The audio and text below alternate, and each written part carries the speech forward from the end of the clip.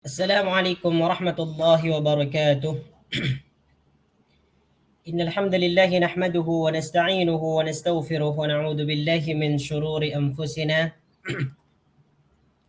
وسيئات أعمالنا. من يهده الله فلا مضل له ومن يضلله فلا هادي له. أشهد أن لا إله إلا الله وحده لا شريك له، وأشهد أن محمدا عبده ورسوله لا نبي بعده. اللهم صل وسلم على نبينا محمد وعلى آل محمد كما صليت على إبراهيم وعلى آل إبراهيم إنك حميد مجيد، وبارك على محمد وعلى آل محمد كما باركت على إبراهيم وعلى آل إبراهيم إنك حميد مجيد. أعوذ بالله من الشيطان الرجيم.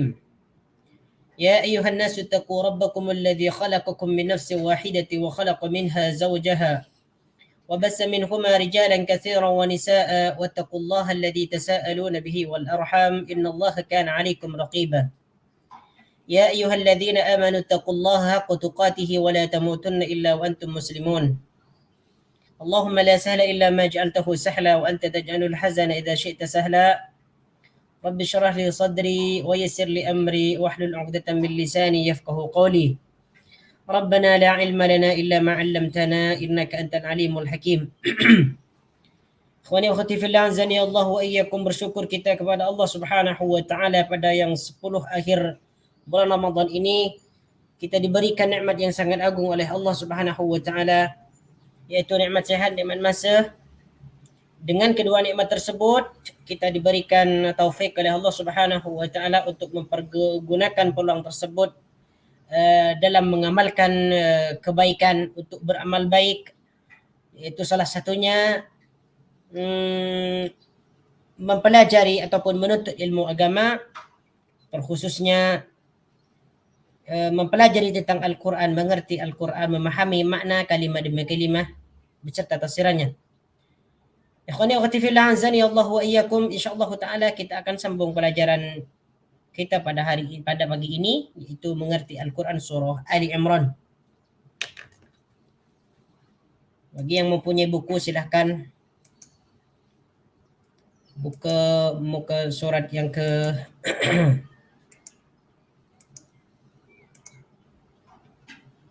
yang ke-6 ya. Surat yang ke-6. Bagi yang mau menggunakan Al-Quran silakan buka muka surat yang ke-54.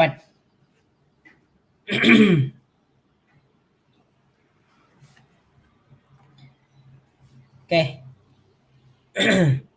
Macam biasa sebelum kita mulakan, anda baca dulu.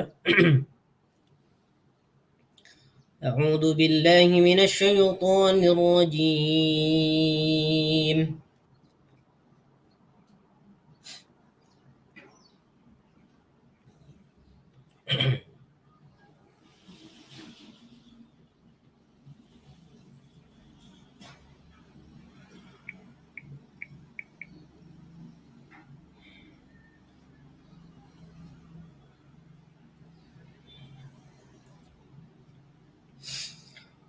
قل إن كنتم تحبون الله فاتبعوني يحببكم الله ويغفر لكم ذنوبكم والله غفور رحيم. قل أطيعوا الله والرسول فإن تولوا فإن الله لا يحب الكافرين. إن الله اصطفى آدم ونوحا وآل إبراهيم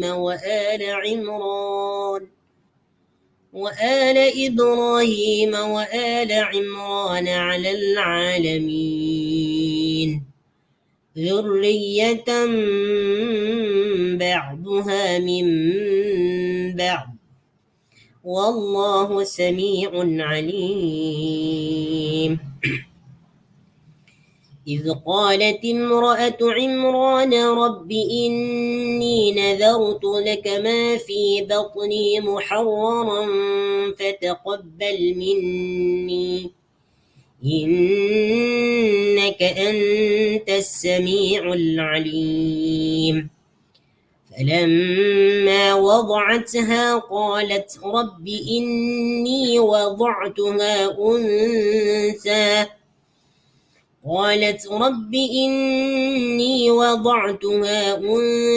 والله أعلم بما وضعت وليس الذكر كالأنثى وإني سميتها مريم وإني أعيذها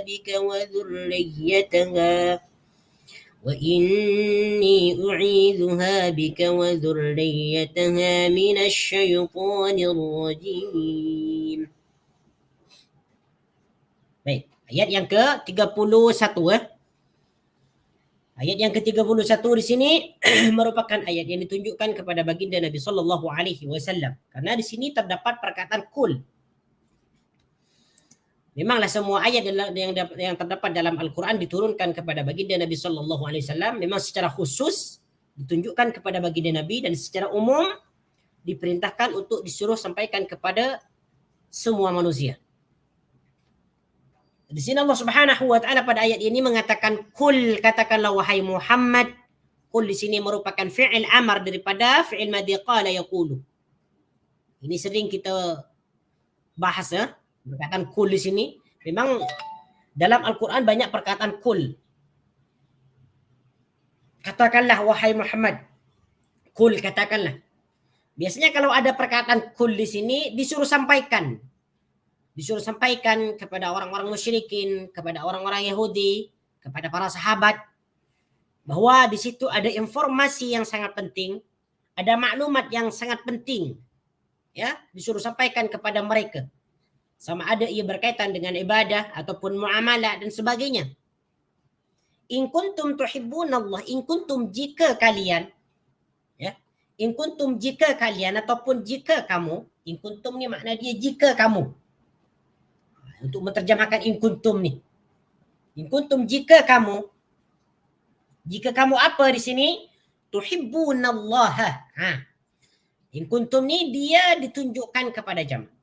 Ditunjukkan kepada ramai orang.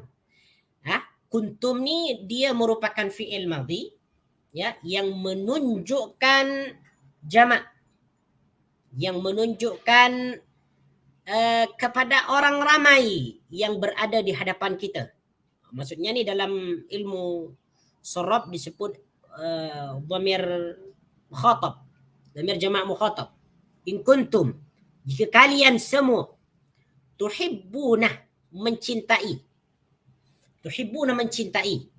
Tuhibbuna di sini merupakan fi'il mudhari. Bentuk jama' karena diakhirkan oleh waw dan nun. Bentuk mufradiyah adalah tuhibbu. Tuhibbu, kamu cinta. Tuhibbani, kamu berdua mencintai. Tuhibbuna, kamu semua mencintai. Ataupun kalian mencintai. Di sini disebut fi'il mudhari yang dipertemukan dengan waw dan nun. Ataupun disebut sebagai af'alul khamsah, yaitu fi'il-fi'il yang ada 5 contoh ataupun 5 bentuk. Tuhibbuna di sini mengikut wazan tufa'iluna. Ya, tufa'iluna, tuhibbuna. Okey, tuhibbuna mencintai Allah.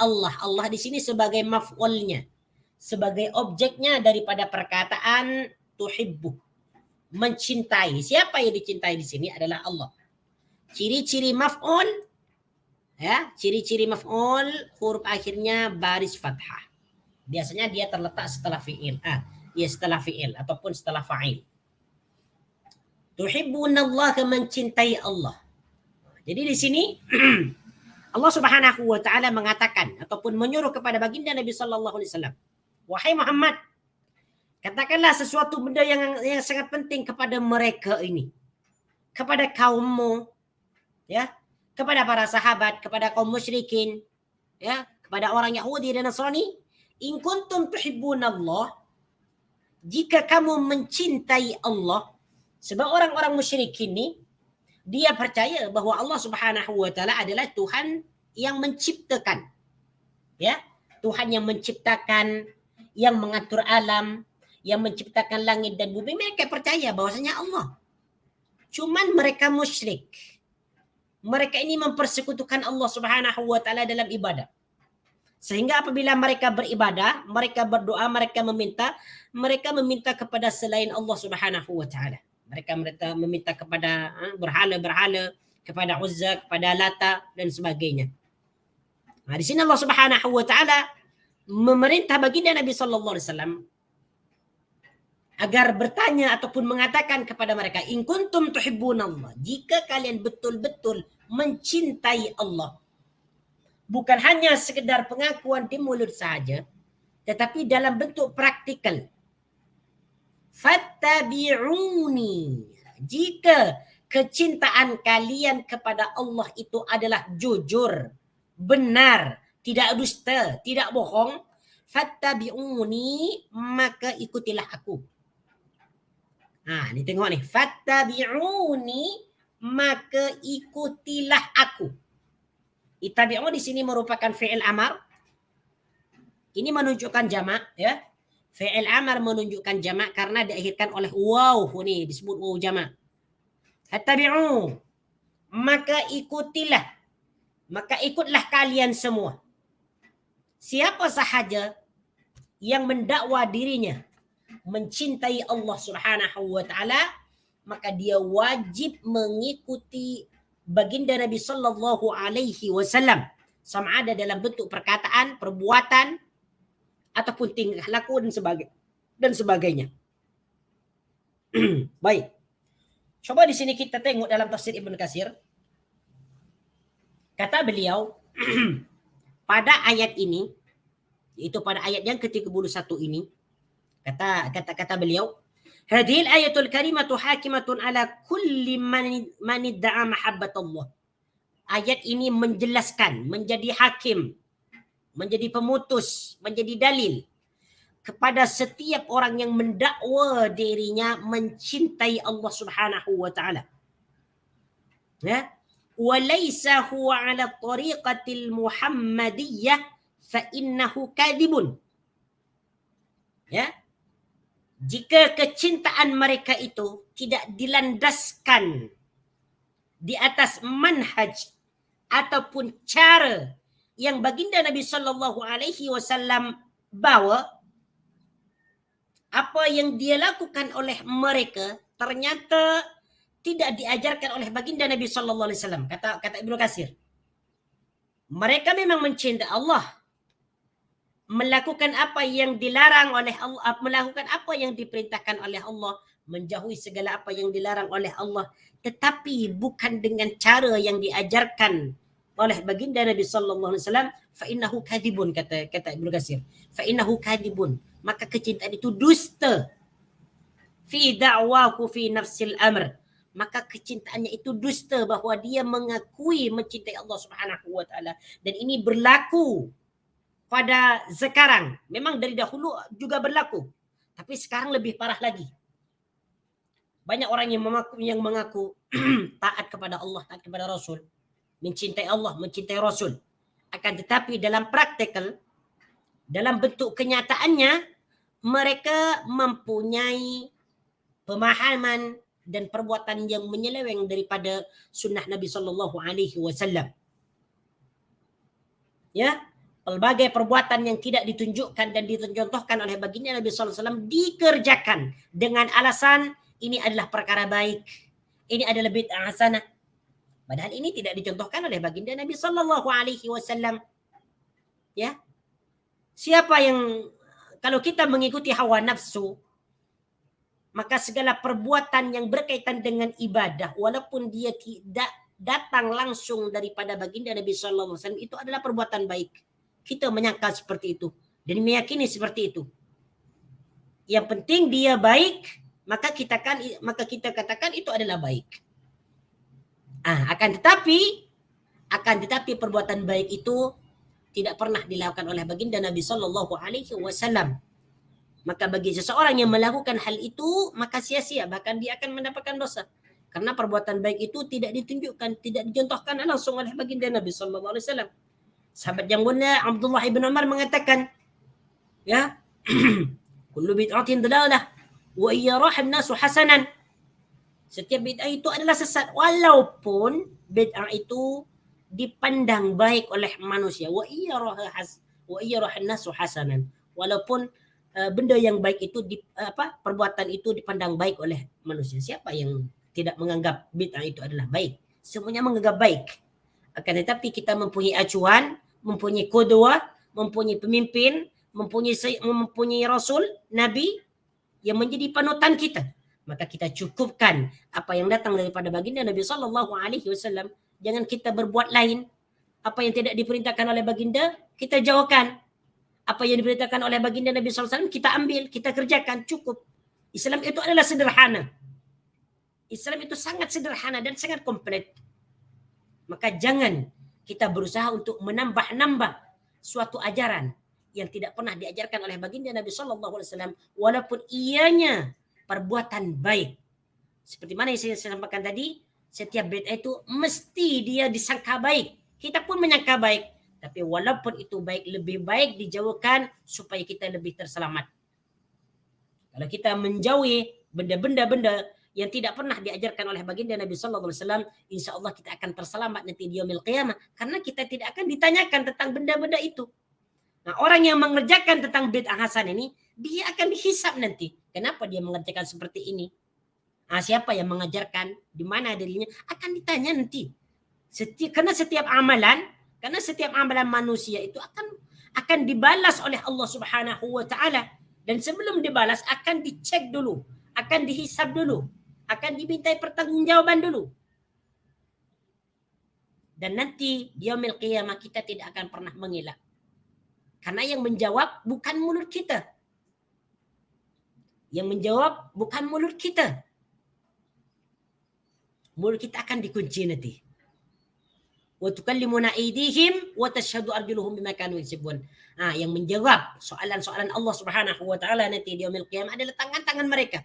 Wa tashhadu arjuluhum bima kanu yaksibun, dan kaki-kaki mereka yang akan menjadi saksi atas apa yang mereka kerjakan. Bukan hanya perbuatan maksiat, bukan hanya perintah wajib, tetapi semua amalan termasuk bid'ah-bid'ah yang dicap ataupun dikatakan bid'ah hasanah akan ditanya nanti di yaumil qiyamah. Makanya tuan-tuan puan-puan yang dirahmati oleh Allah Subhanahu wa taala, jauhilah perkara bid'ah walaupun ia dianggap baik.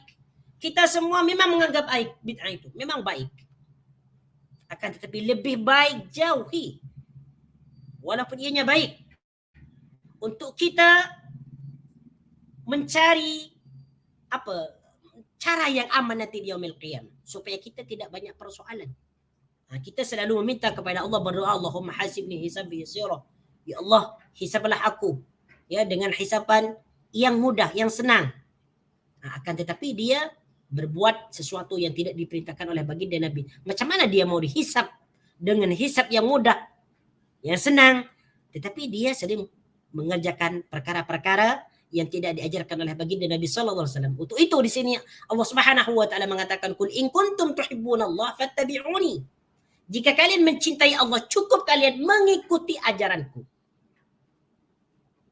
Kemudian Abul Fida Ismail Ibn Katsir mengatakan, hatta yatsba' asy-syar'al muhammadiyah wad-din an-nubuwiyyah, sehingga dia betul-betul mengikuti syariat Muhammad, wad-din an-nabawiyyah, dan agama yang dibawa oleh baginda Nabi sallallahu alaihi wasallam, fi jami'i aqwalihi wa af'alihi wa ahwalihi, dalam setiap apa yang diucapkan oleh baginda Nabi, wa af'alihi, apa yang dikerjakan oleh baginda Nabi, wa ahwalihi, dan segala tingkah laku baginda Nabi sallallahu alaihi wasallam ataupun keadaan beliau. Nah, inilah kalau kita mau termasuk pada ayat ini, kul in kuntum tuhibbunallah fattabi'uni, ikutilah syariatku, ikutilah agama yang aku bawa, ikutilah apa yang aku katakan, ikutilah apa yang aku perbuat, ikutilah apa yang ada pada diriku, termasuk akhlak, tingkah laku dan sebagainya. Fattabi'uni. Inilah. Kemudian Imam Ibn Katsir rahimahullahu ta'ala menyebutkan suatu hadis. Hadis ini menolak tentang perbuatan-perbuatan bid'ah, perbuatan-perbuatan al-muhdatsat, yaitu perkara-perkara yang diadakan oleh manusia dalam agama. Kama sabata fi sahihi an Rasulullah sallallahu alaihi wasallam annahu qala, seperti mana yang sudah sabit dalam hadis yang sahih daripada baginda Nabi sallallahu alaihi wasallam, beliau bersabda, man amila amal, ini diingat. Hadis ini diingat. Man amila amalan laisa alaihi amruna fahuwa raddun. Sesiapa yang berbuat satu amalan, ya, di mana amalan itu tidak ada pada perbuatan kami, amalan itu tidak pernah dibuat oleh kami, kata baginda Nabi, tidak pernah dibuat oleh baginda Nabi, tidak pernah dibuat oleh sahabat, ya, tidak pernah dibuat oleh generasi awal, fahuwa raddun, maka itu tertolak. Man amila amalan, amalan apa sahaja yang tidak dilakukan oleh baginda Nabi sallallahu alaihi wasallam dan para sahabat, maka itu adalah tertolak. Jelas ini hadis ini. Cuman kadang-kadang kita apabila memperingati saudara-saudara kita yang masih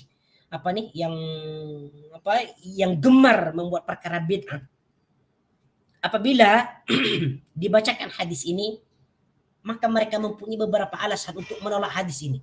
Hadis ini maksudnya itu maksudnya dan sebagainya. Dimultitafsirkan. Padahal hadis ini sudah jelas. Ini membantah perbuatan bid'ah. Perbuatan yang tidak pernah dilakukan oleh baginda Nabi sallallahu alaihi wasallam. Kata Imam Malik, kulluna radun wa mardudun illa sahib hadzal qabr. Semua kita ini ruddun, ditolak, mardudun, tertolak semua. Amalan kita yang bukan berlandaskan hadis, perbuatan kita, ucapan kita yang bukan berlandaskan hadis baginda Nabi sallallahu alaihi wasallam adalah tertolak. Illa sahib hadzal qabr, kecuali pemilik kuburan ini, yaitu baginda Nabi sallallahu alaihi wasallam. Karena apa yang dikatakan, yang diperbuat oleh baginda Nabi sallallahu alaihi wasallam adalah wahyu daripada Allah Subhanahu wa taala. Wa ma yantiqu 'anil hawa in huwa illa wahyu yuha. Ya. Rasulullah sallallahu alaihi wasallam itu tidak pernah bercakap ataupun menyampaikan suatu perkataan atau ilmu berdasarkan hawa nafsu. In huwa illa wahyu yuha, melainkan ianya adalah wahyu daripada Allah Subhanahu wa taala. Makanya hati-hati. Okay, hati-hati saudara-saudaraku kaum muslimin rahimakumullah. Maka hati-hati yang biasa berbuat bid'ah, ya, dengan cara ikut-ikutan, ya, karena syekh ini mengamalkan ini, mengamalkan wiritan ini, salawat 1000, apa semuanya. Karena syekh ini wali, lalu dia mengikuti saja tanpa meminta bukti dan kebenaran daripada perbuatan itu. Ini merupakan sesuatu ajaran yang tidak dibenarkan dalam agama Islam. Sekalipun orang yang berkata itu adalah Habib, sekalipun orang yang berkata itu adalah wali. Karena sejatinya Habib itu mesti dia menjalankan dan menyampaikan ajaran kakeknya yang murni, yaitu ajaran Al-Quran dan Sunnah. Begitu juga dengan orang wali yang dianggap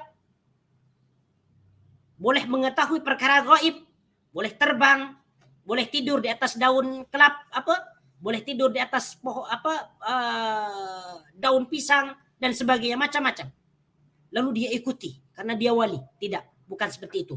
Agama Islam adalah agama dalil, berlandaskan jelas dalil Al-Quran dan Sunnah, ya, ijma' itu, ya. Maka dari itu, maka jauhilah perbuatan-perbuatan yang tidak diiktiraf dalam agama Islam, yaitu perbuatan-perbuatan bid'ah. Walaupun memang sebagian ulama ada yang membagikan bid'ah, ada bid'ah hasanah, ada bid'ah dhalalah, ada bid'ah apa dan sebagainya. Memang ada yang membagi, tetapi ini tidak perlu diikuti. Kita kena tapis, ya, kita kena tapis. Ya, mana yang bersumberkan daripada hadis baginda Nabi sallallahu alaihi wasallam kita ikuti. Ya, mana perkataan ulama yang sesuai dengan sunnah, dengan Al-Quran, atau setidaknya dekat, ya, walaupun dia tidak ada dalil, setidaknya dia ada pendekatan daripada Al-Quran dan sunnah, maka kita boleh ambil. Jika ada suatu perkataan ulama yang tidak sesuai dengan hadis, kita hormati pendapat mereka, tetapi kita jangan amalkan. Cukup. In kuntum tuhibbunallah fattabi'uni. Baik. Nah, konsekuensi dia apabila kaum muslimin mengikuti baginda Nabi sallallahu alaihi wasallam dalam syariatnya, dalam perintahnya, diikuti semua, konsekuensi dia yuhibbukumullahu wa yaghfir lakum dzunubakum wallahu ghafurur rahim. Ini apabila mengikuti baginda Nabi sallallahu alaihi wasallam dalam segala apa yang diajarkan oleh baginda Nabi, mengikuti petunjuk hadis, mengikuti petunjuk Al-Quran, mengikuti petunjuk ulama salaf, tabi'in. Apa konsekuensi dia? Yuhibbukumullahu wa yaghfir lakum. Maka Allah akan mencintai kalian. Yuhibbukum. Yuhbib di sini adalah jawaban kepada fattabi'uni. Yuhibbukumullah. Fattabi'uni yuhibbukumullah. Jawaban kepada in kuntum tuhibbunallah fattabi'uni. Jawaban kepada fattabi'uni. Fattabi'uni, jika kamu mengikuti aku, yuhibbukumullah. Yuhbib, maka Allah mencintai kalian. Kum di sini merupakan dhamir. Ini dhamir jama'. Dhamir jama' mukhatab, ditujukan kepada orang ramai. Jadi di sini jika kalian orang-orang musyrikin Arab, orang-orang Quraisy Arab, Yahudi dan Nasrani, dan semua kita secara umum mengikuti aku, mengikuti sunnahku, maka kalian akan dicintai oleh Allah Subhanahu wa taala. Karena sunnah Nabi sallallahu alaihi wasallam adalah daripada Allah Subhanahu wa taala. Pegangan kita ada dua, ada Al-Qur'an dan sunnah. Al-Qur'an turun langsung daripada Allah Subhanahu wa taala, sedangkan sunnah itu merupakan hikmah. Adalah wahyu juga melalui baginda Nabi sallallahu alaihi wasallam. Yuhibbukumullah. Maka Allah akan dicintai. Maka kita akan dicintai. Kalau kita dicintai, maka kita akan menjadi kekasih Allah Subhanahu wa taala. Kalau kita menjadi kekasih Allah Subhanahu wa taala, maka kita akan menjadi hamba yang dekat kepada Allah. Setiap apa yang akan kita minta, Allah akan berikan kepada kita. Kalau kita menjadi kekasih Allah Subhanahu wa taala, kita akan diselamatkan dari segala perbuatan yang buruk, perbuatan yang keji, perbuatan dosa, dan kita akan didekatkan dengan perkara-perkara kebaikan. Dan kita akan dimasukkan insyaallah ta'ala ke dalam surganya. Yuhibbukumullah. Seperti mana seseorang itu mencintai, seorang lelaki mencintai seorang perempuan.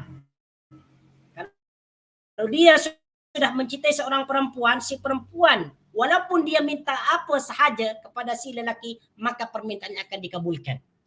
Allah Subhanahu wa ta'ala lebih daripada itu. Bahkan sekalipun kepada musuhnya, Allah Subhanahu wa ta'ala memberikan apa yang mereka minta. Apatah lagi kepada kekasihnya. Allah akan memberikan dengan mudah. Kenapa? Karena Allah adalah Arhamur Rahimin, Akramal Akramin.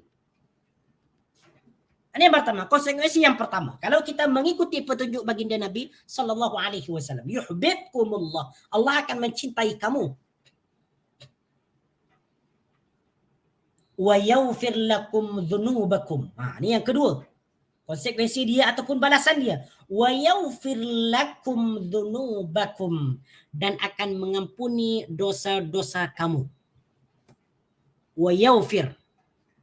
Ini merupakan fi'il mudhari. Dia hukum i'rab dia adalah majzum di sini, jazm ya. Sama dengan yuhbib. Sebab dia menjadi jawab. Jawab syarti. Menjadi jawab. Wa yaghfir lakum, dan mengampuni dosa-dosa kalian. Dzunub ini merupakan jamak kepada dzambun. Mufrad dia adalah dzambun. Dzambun adalah dosa. Kalau dzunubun dosa-dosa. Jadi di sini bentuk dia dalam bentuk jamak. Jadi semua dosa-dosa yang kalian telah kerjakan akan diampunkan oleh Allah Subhanahu wa taala. Wa yaghfir lakum dzunubakum. Masyaallah, tabarakar rahman. Ini balasan bagi orang-orang bagi orang-orang yang mengikuti petunjuk baginda Nabi sallallahu alaihi wasallam akan dicintai oleh Allah Subhanahu wa taala, akan diampunkan segala dosa-dosanya. Kalau Allah mengampunkan segala dosa-dosanya, maka dia akan diberikan akan diselamatkan daripada siksa kubur, akan diselamatkan daripada siksa neraka, dan akan dimasukkan ke dalam syurga insyaallah taala. Baik. Wa yaghfir lakum dzunubakum wallahu ghafurur rahim. Wallahu ghafurur rahim. Wallahu dan Allah ghafurun yang maha mengampuni dosa. Rahimun yang maha pengasih. Rahimun yang maha pengasih. Masyaallah. Tabarakar rahman. Ghafurun dan Rahimun merupakan nama Allah Subhanahu wa taala. Allah Al-Ghafur. Jadi perkataan Ghafur ni adalah salah satu daripada nama Asmaul Husna. Ada 3 nama yang yang sama dengan Ghafur. Ghafurun, Ghaffar, Ghafir. Ghafirun ini adalah isim fa'il.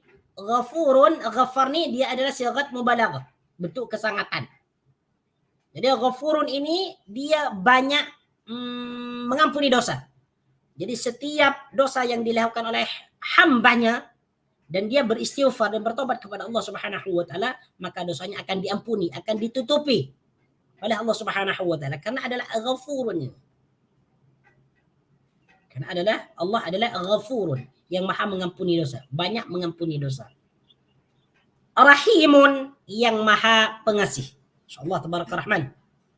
Oke, coba kita tengok ni dalam tafsir Ibn Jarir, tafsir Utsaimin rahimakumullah taala. Wallahu ghafurun rahim. Wallahu ghafurun lidzunubi ibadi. Allah mengampuni dosa-dosa hambanya. Yasturuha alaihim. Dosa-dosanya ni ditutupi. Kalau ditutupi, maknanya dosa itu tidak nampak lagi lah. Kalau ditutupi, macam kita menutupi sesuatu, berarti dosa itu tidak nampak lagi. Wa yatajawazu anha, dan diampunkan, ya, dan diampunkan dosa itu. Bukan hanya ditutupi tetapi diampunkan, ya, dihapuskan. Rahimun bihim ya'tifu alaihim wa yuhsinu ilaihim. Maha belas, maha pengasih kepada mereka, maha lembut kepada mereka. Wa yuhsinu ilaihim, dan memberikan kebaikan kepada mereka. Ini balasan bagi orang-orang yang mengikuti petunjuk baginda Nabi sallallahu alaihi wasallam. Pertama, orang yang mengikuti petunjuk baginda Nabi sallallahu alaihi wasallam akan dicintai Allah. Kemudian yang kedua, akan diampunkan segala dosa-dosanya. Masya-Allah, tabarakar rahman. Semoga kita termasuk pada ayat yang ini, ayat yang ke-31 ini. Semoga kita diampunkan segala dosa. Semoga kita mendapatkan keridhaan Allah Subhanahu wa taala. Okey.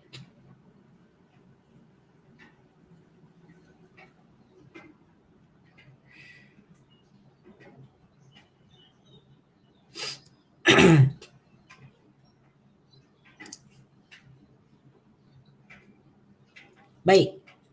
Kemudian pada ayat yang ke-32. Qul ati'u Allah war Rasul fa in tawallaw fa inna Allah la yuhibbul kafirin. Qul, katakanlah wahai Muhammad. Ini qul ini juga ditunjukkan kepada baginda Nabi sallallahu alaihi wasallam. Ya, seperti mana yang sudah disebutkan tadi, jika ada perkataan qul, di situ Allah Subhanahu wa taala memerintahkan kepada baginda Nabi sallallahu alaihi wasallam untuk menyampaikan informasi yang sangat penting, sama ada dia berkaitan dengan perkara taat, ya, menyuruh taat, memerintahkan ketaatan, berbuat ini, berbuat itu dan sebagainya, ataupun menjauhi ini, menjauhi itu dan sebagainya. Qul, katakanlah wahai Muhammad, ati'u, taatlah kalian semua Allah kepada Allah, war Rasul dan Rasulnya. Qul, katakanlah wahai Muhammad, ati'u Allah, taatlah Allah. Ati'u di sini merupakan fi'il amar daripada perkataan ati'u merupakan fi'il amar menunjukkan jamak karena diakhirkan oleh waw. Ati'u, taatlah kalian semua. Bentuk mufrad dia adalah ati. Ati. Ati, taatlah kamu. Ini untuk satu orang, bentuk mufrad, ati. Bentuk kedua, bentuk musanna adalah ati'a. Ati'a. Taatlah kalian berdua. Bentuk jamak dia adalah ati'u. Ati'u. Mudahlah. Mudah kita untuk menterjemahkan perkataan ati'u di sini. Sebab perkataan taat dalam bahasa Melayu itu merupakan bahasa Arab. Ya. Ya, taat dalam bahasa Melayu itu diserap daripada bahasa Arab yaitu ta'atun. Ta'a yati'u ta'atan. Nah, ta'atun ini bentuk masdar. Ta'atun. Ta'atun. Jadi taat. Kalau kita terjumpa dengan perkataan ta'atun ini dalam Al-Quran ataupun dalam hadis, makna dia adalah taat.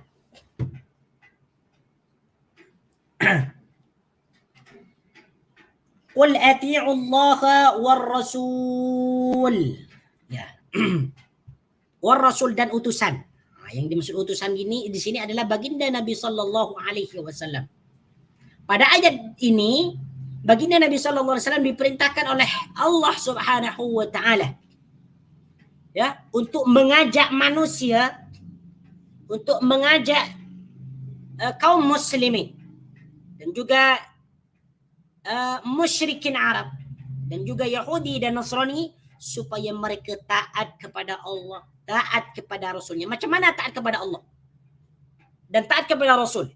Yaitu mengerjakan apa yang disuruh ataupun diperintah dan menjauhi apa yang dilarang. Ini adalah taat.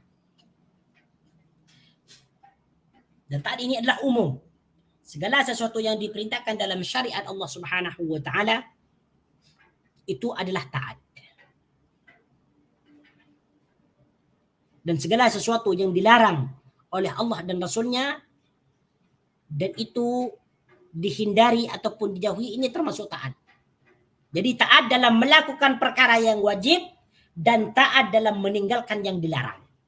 Jadi ati'u ini dia ada dua. Ya, ada dua poin penting. Dua poin asas. Yang pertama, taat dalam perintah wajib ya ataupun taat dalam apa yang disyariatkan dalam agama Islam. Yang kedua, taat dalam apa? Taat menjauhi apa yang dilarang oleh Allah Subhanahu wa taala dan Rasulnya.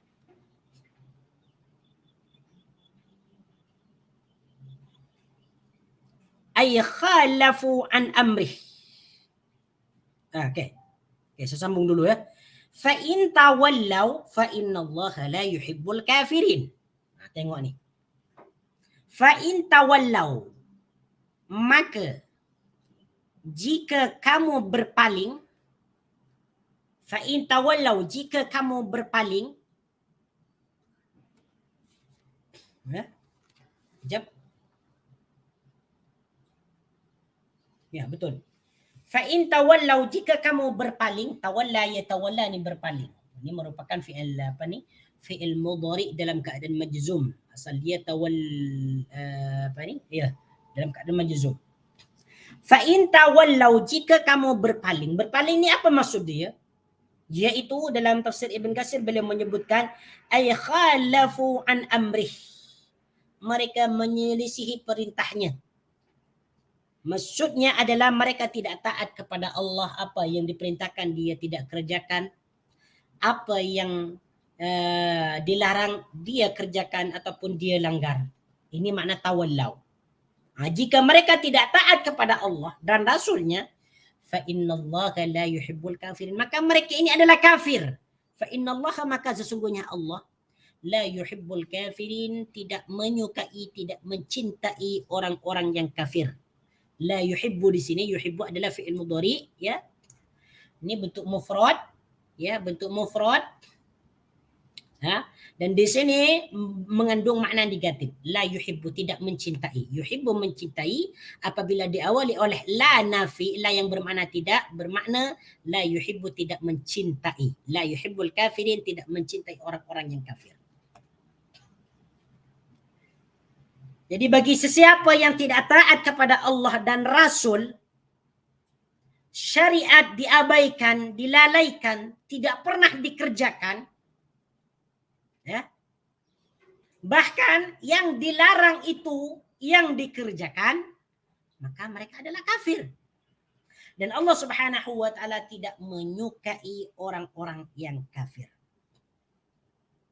Nah, tengok nih dalam tafsir Ibnu Katsir ini disebutkan. فدل على أن مخالفته في الطريقة كفر. Maka ayat ini menunjukkan bahwa menyelisihi baginda Nabi sallallahu alaihi wasallam dalam manhaj, ya, dalam syariat yang dia bawa adalah kafir, kufrun. Wallahu la yuhibbu man ittasafa bidzalika, dan Allah tidak mencintai seseorang yang mempunyai sifat seperti itu. Allah Subhanahu wa taala tidak mencintai orang-orang yang sentiasa mempunyai sifat-sifat membangkang, berpaling daripada jalan Allah Subhanahu wa taala. Tidak suka. Wa ini da'a wa za'ama fi nafsihi annahu yuhibbullahu wa yataqarrabu ilaihi hatta yutabi ar-rasula an-nabiy al-ummiyya khatam ar-rusul.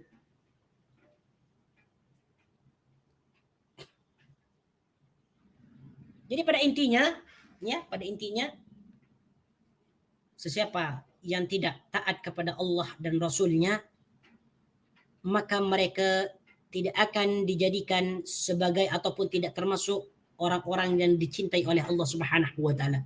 Bahkan mereka adalah termasuk orang-orang yang dimurkai oleh Allah Subhanahu wa taala. Baik.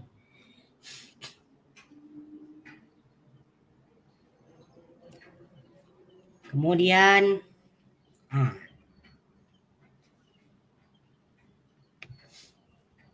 coba kita tengok dalam beberapa tafsir, dalam tafsir Al-Wasit, tafsir As-Sa'di, tafsir Ibnu Utsaimin. Fa in aradu 'anit ta'ah, jika mereka tidak mau taat, berpaling daripada ketaatan, walam yanqadu, mereka tidak tunduk kepada perintah Allah dan perintah Rasulnya, fa hadza kufrun minkum, maka ini adalah kekafiran.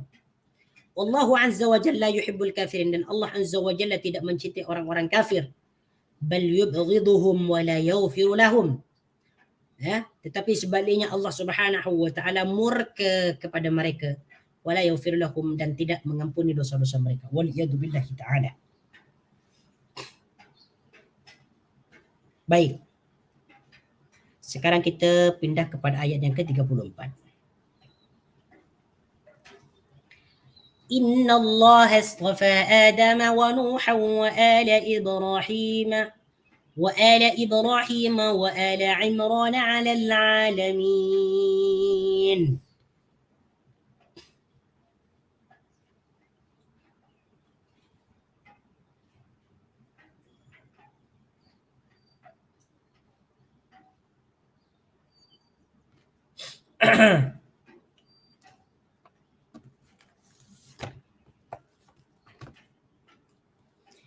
Inna Allah sesungguhnya Allah.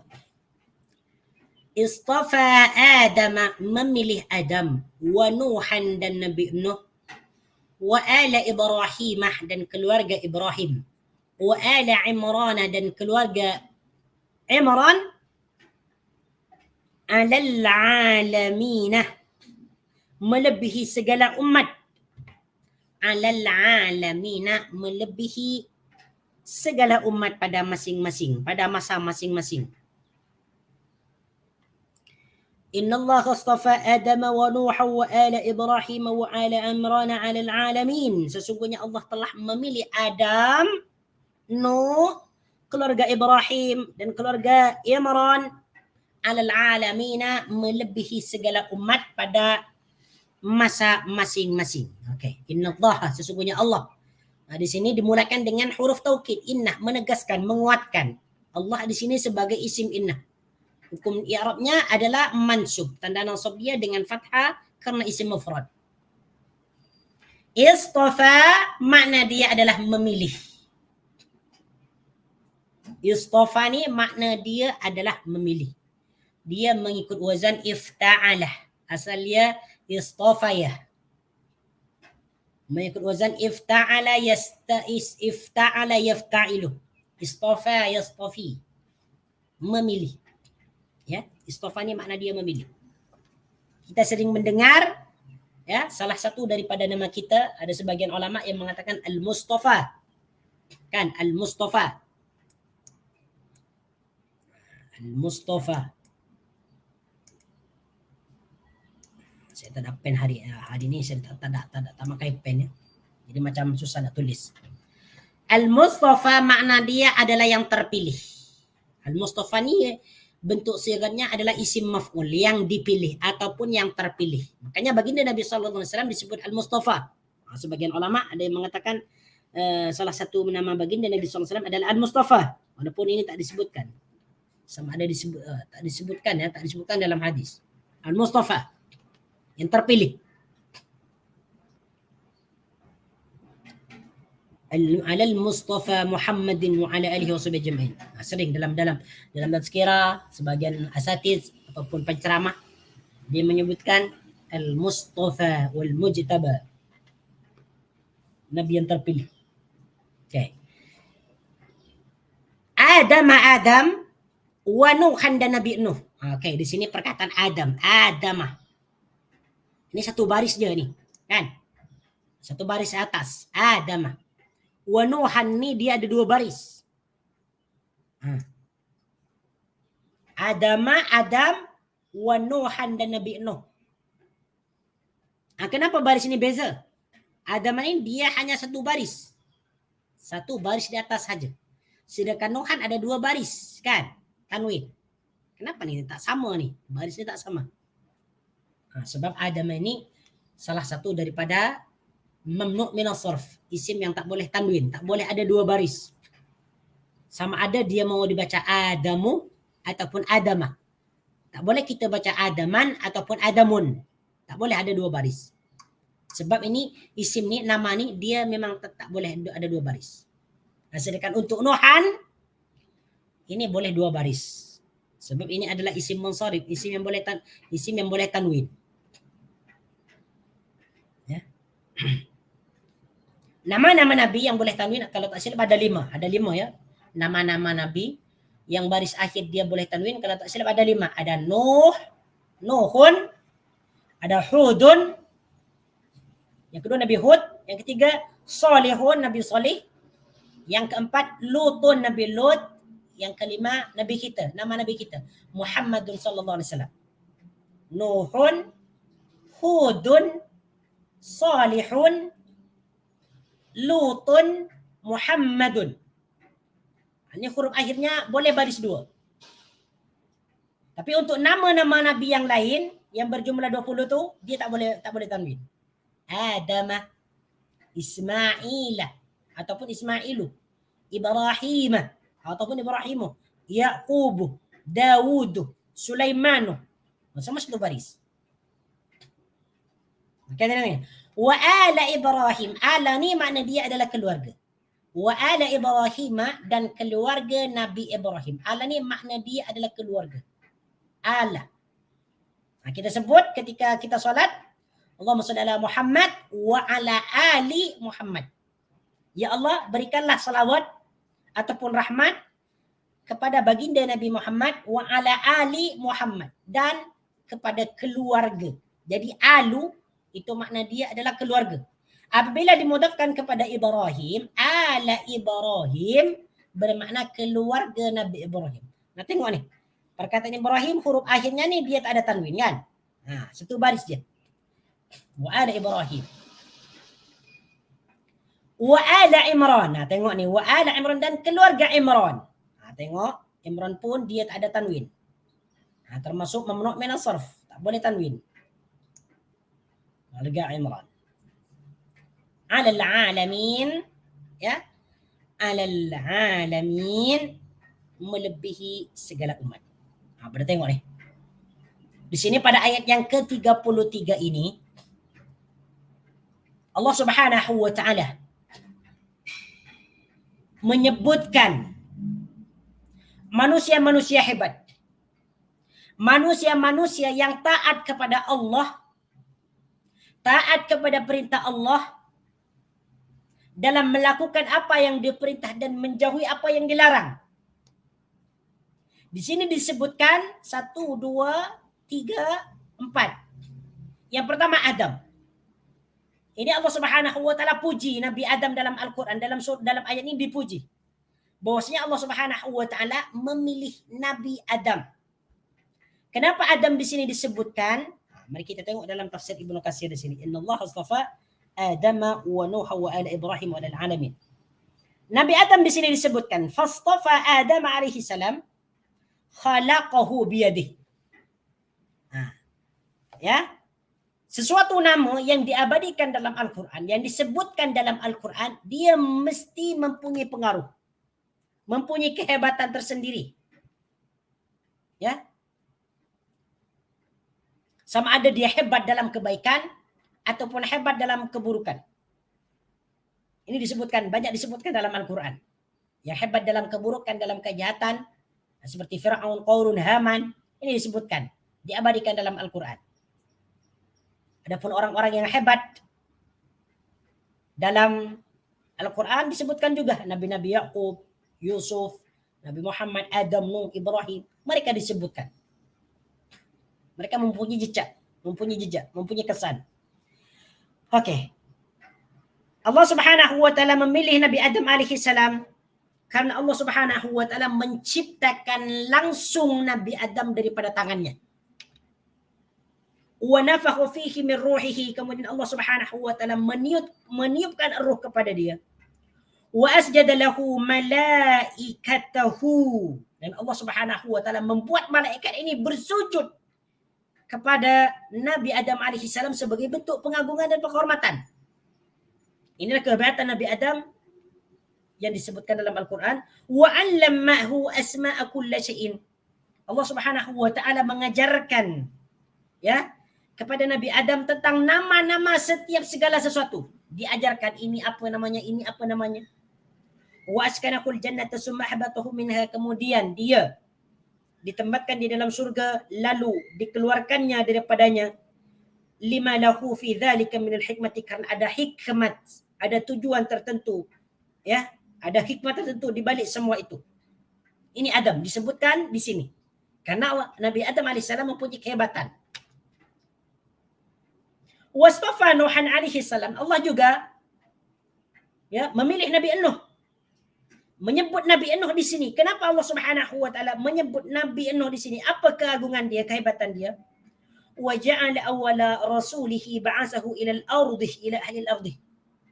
Nabi Nuh ini merupakan rasul yang pertama. Ini utusan yang pertama. Nabi Nuh. Nah, kalau ditanya siapa utusan yang pertama yang diutus oleh baginda Nabi sallallahu alaihi wasallam untuk menyampaikan risalah Islam, jawaban dia adalah Nabi Nuh. Nah, kalau kita nak tahu tentang cerita Nuh, tengoklah dalam surah Nuh kalau tak silap. Masya Allah. Beliau ni berpuluh-puluh tahun berdakwah tetapi tidak ada pula yang mengikuti. Masya Allah, tabaraka rahman. Lamma abada nasu al-awsanah, tatkala manusia itu menyembah berhala-berhala. Wa asyraku fi dinillahi ma lam yunazzil bihi sultana, dan mereka menyekutukan fi dinillahi ma lam yunazzil bihi sultana. Wa intaqama lahu lamma talat maddatuhu baina dhahrana baina dhahrana qaumihi yad'ukum ila Allahi lailan aw nakaran sirran wa jiharan falam yazidhum dhalika illa firaran. Siang malam Nabi Nuh alaihi salam berdakwah, sama ada berdakwah secara diam-diam, secara terang-terangan, maka tidak ada seorang pun yang beriman kepada Nabi Nuh melainkan mereka lari daripadanya. Hanya beberapa yang beriman kepada Nuh. Kalau tak salah berapa? 70, 80 ke berapa macam tu. Boleh tengok nanti. Pun dah lupa. Wastafa ala Ibrahim. Kemudian Allah Subhanahu wa taala memilih keluarga Nabi Ibrahim. Kenapa keluarga Nabi Ibrahim di sini disebutkan? Ya. wastafa ala Ibrahim wa minkum sayyidul bashar wa khatamul anbiya ala al-itlaq Muhammadun sallallahu alaihi wasallam. Di sini yang disebutkan keluarga Nabi Ibrahim adalah baginda Nabi sallallahu alaihi wasallam yang merupakan sayyidul anbiya, penghulu kepada para nabi, ketua kepada para nabi, pemimpin para nabi, khatimul anbiya, dan penutup ataupun nabi yang paling akhir secara mutlak. Wa ali Imran, dan keluarga Ali Imran, dan keluarga Imran, ya, dan keluarga Imran. Siapa ini masuk keluarga Imran di sini? Wal murad bi Imran hada huwa walidu Maryam. Yang dimasuk keluarga Imran di sini adalah anak Maryam bintu Imran, ya.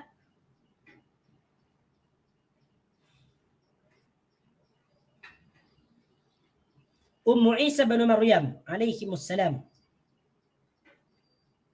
Jadi inilah orang-orang yang mengungguli, ya, atau melebihi daripada pada yang lain pada masa itu.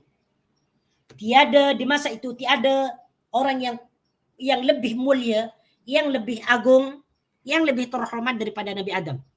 Begitu juga Nabi Nuh.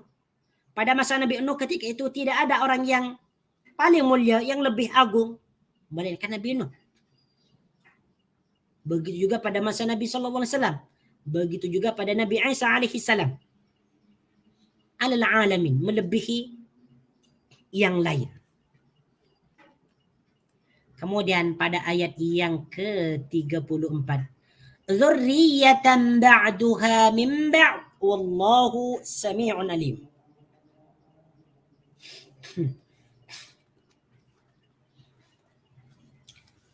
Dzurriyyatan ba'duha min ba'd, sebagai satu keturunan. Dzurriyyah di sini makna dia adalah keturunan, ya.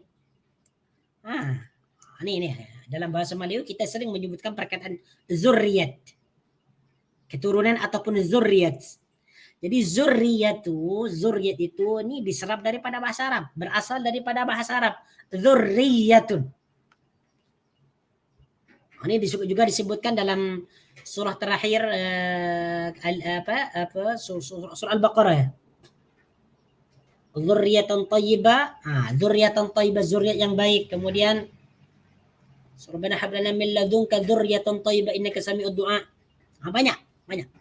Jadi zurriyah kalau kita terjumpa dengan perkataan dzurriyyatun dalam mana-mana ayat, makna dia adalah zurriyat, keturunan, ya, keturunan, zuriat. Kita tak perlu cari dalam kamus.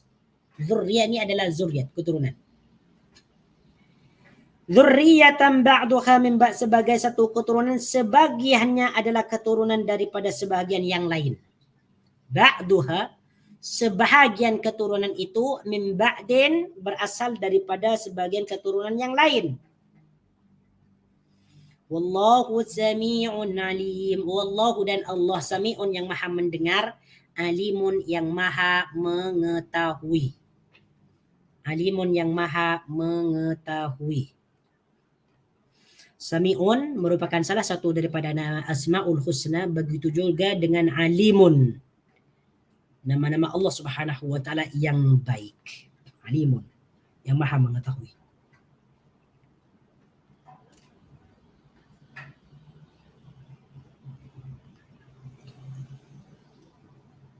Baik. Kita sambung kepada ayat yang ke-35. إذ قالت امرأة عمران ربي إني نذرت لك ما في بطني محررا فتقبل مني إنك أنت السميع العليم. إذ, ingatlah. إذ, ingatlah tatkala. Qalat imra'atu Imran, istri Imran berkata. Ingatlah tatkala. Qalat imra'atu, qalat di sini merupakan fi'il madhi yang dipertemukan dengan ta'ut ta'nis, ta' muannas, taknya perempuan. Ti di sini qalati, qalatini. Ti di sini adalah disebut ta' muannas, ta' perempuan. Asal dia qalat, sukun asal dia, baris asal dia adalah sukun, sakin, mati, qalat. Kenapa sekarang ni huruf ta ni dibariskan di bawah? karena dia bertemu dengan huruf sukun juga. Jadi di sini pada asalnya ada dua pertemuan huruf yang mati. Yang pertama tak mati ni, tak muannas ni. Yang kedua imra'atuh. Alif ni dia mati, tak ada baris. Jadi kaidahnya dalam ilmu nahwu, apabila ada dua kalimat. Dua kalimat. Kalimat yang pertama dan kalimat yang kedua. Kalimat yang pertama ini huruf yang terakhir mati. Dan kalimat yang kedua ini huruf awalnya mati. Maka macam mana cara membariskan dia? Maka kalimat yang pertama ni, huruf yang terakhir ni dia dibariskan di bawah. Maka jadilah idza qalat imra'atu. Ingatlah tatkala.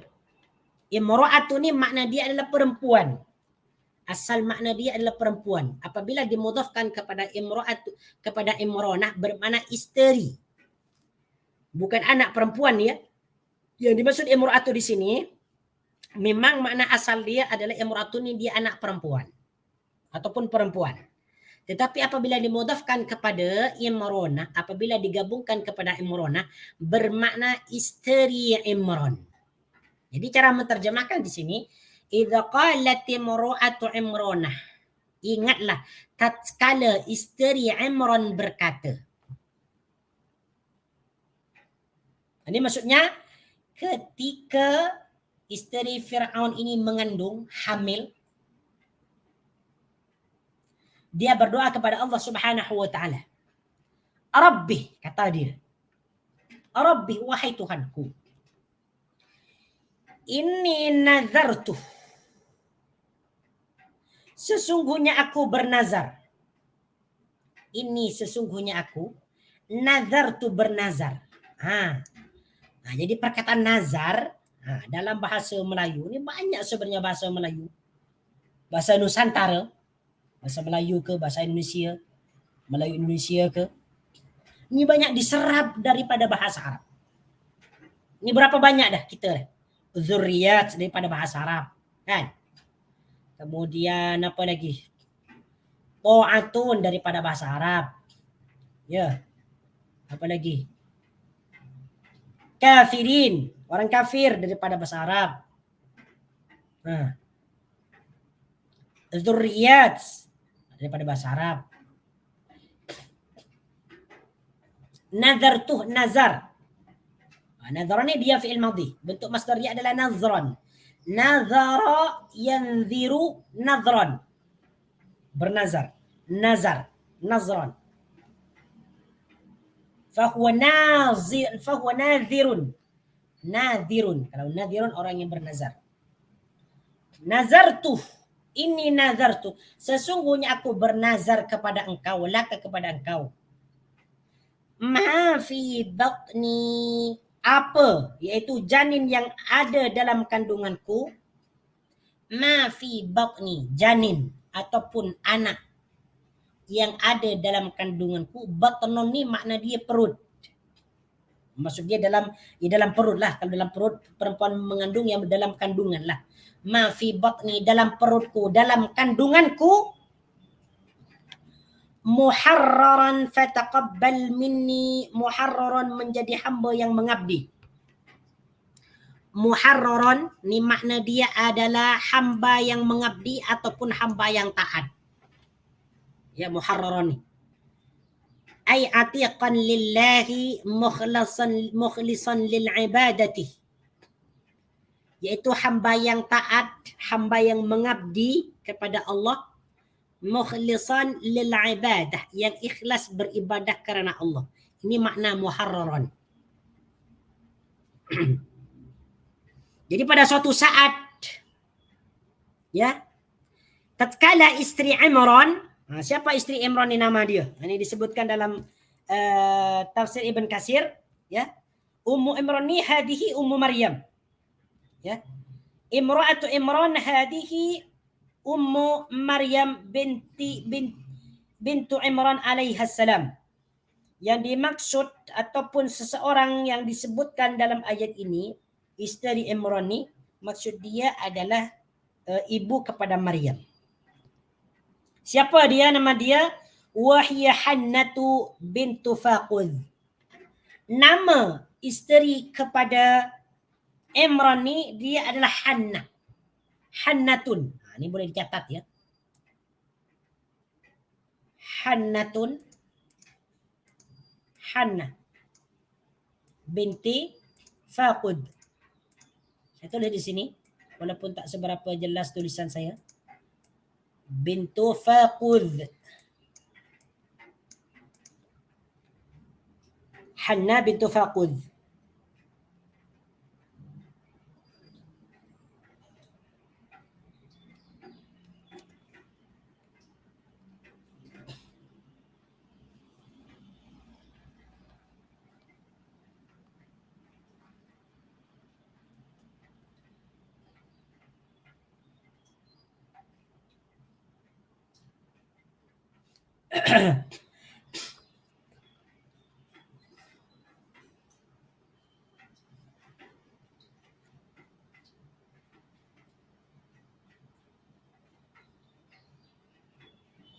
Yazuku.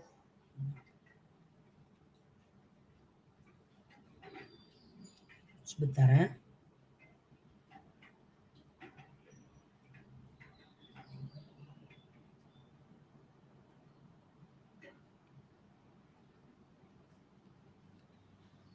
Oke. Nah, insyaallah kita akan sambung pada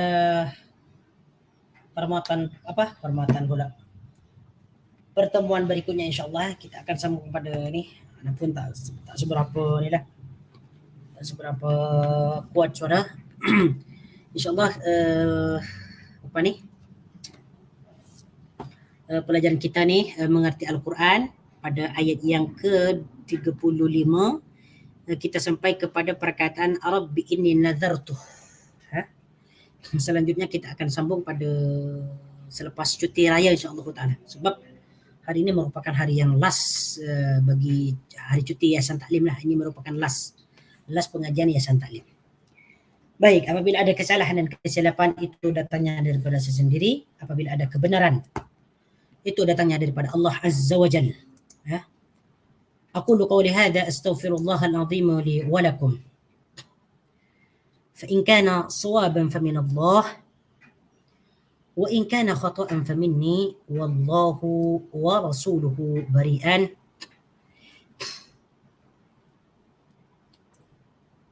سبحانك اللهم وبحمدك أشهد أن لا إله إلا أنت استغفرك وأتوب إليك وصلى الله على سيدنا محمد وعلى آله وصحبه وبارك وسلم تسليما كثيرا والحمد لله رب العالمين. أقول لكم جزاكم الله خيرا وبارك الله فيكم.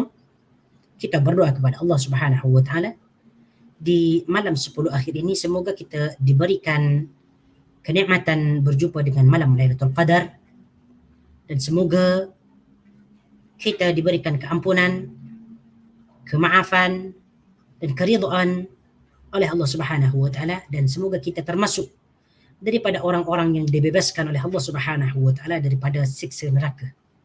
Dan semoga kita termasuk orang-orang yang dimasukkan ke dalam syurga melalui pintu Ar-Rayyan.